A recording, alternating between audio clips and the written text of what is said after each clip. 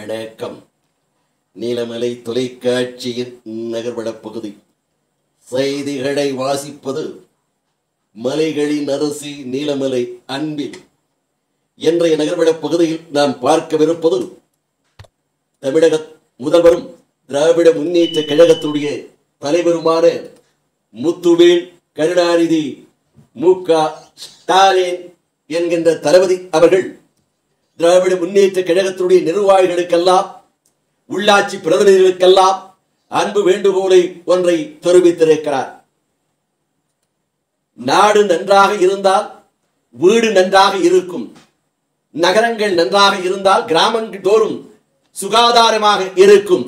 ஆகவே திராவிட முன்னேற்ற கழகத்தைச் சேர்ந்து உள்ளாட்சி பிரதிநிதிகளாகட்டும் அல்லது திராவிட முன்னேற்ற கழகத்தினுடைய நிர்வாகிகளாகட்டும், நமது நாடு, நமது ஊர், நமது கிராமம் என்று சுகாதாரமாக சுத்தமாக வைத்துக் கொள்ள வேண்டும் என்று கேட்டிருக்கிறார்.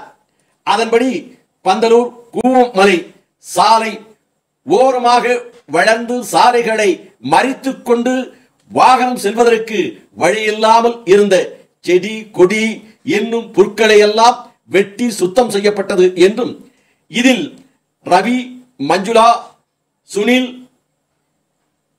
அக்கீம், ராஜேந்திரன், முத்தலிப் உள்ளிட்ட திராவிட முன்னேற்ற கழகம் சார்ந்தவர்களும் ஊர் பொதுமக்களும் கலந்து கொண்டு இவர்கள் இந்த பகுதியிலே திராவிட முன்னேற்ற கழகத்தினுடைய வழக்கறிஞர் சுப்பிரமணியம் அவர்களுடைய தலைமையில் வெட்டி அந்த சாலையை சீரமைத்து வாகனம் செல்லக்கூடிய அளவிற்கு அகலப்படுத்தினார்கள் என்றும், இந்த நிகழ்ச்சியை செய்த திராவிட முன்னேற்ற கழகத்தினுடைய கிளை கழக செயலாளர்கள், தொண்டர்கள், இன்னும் நிர்வாகிகளுக்கெல்லாம் அந்த பகுதியிலே இருக்கின்ற பொதுமக்கள் பாராட்டினை தெரிவித்து தமிழக முதல்வர் அவர்களுடைய ஆணை கிணங்க இன்றைக்கு செய்து கொண்டிருக்கின்ற இந்த திராவிட முன்னேற்ற கழகத்தை சார்ந்தவர்களுக்கெல்லாம் தேநீர் வழங்கி பாராட்டினை தெரிவித்ததாக நமது செய்தியாளர் பிரசாந்த் அவர்கள் கூவமலை பகுதியிலே இருந்து இதனை படம் பிடித்து வழங்கி நமது நகர்வள பகுதிக்கு செய்தியினை தந்திருக்கிறார். இத்தோடு நகர்வளம் நிறைவு பெறுகிறது. வணக்கம்.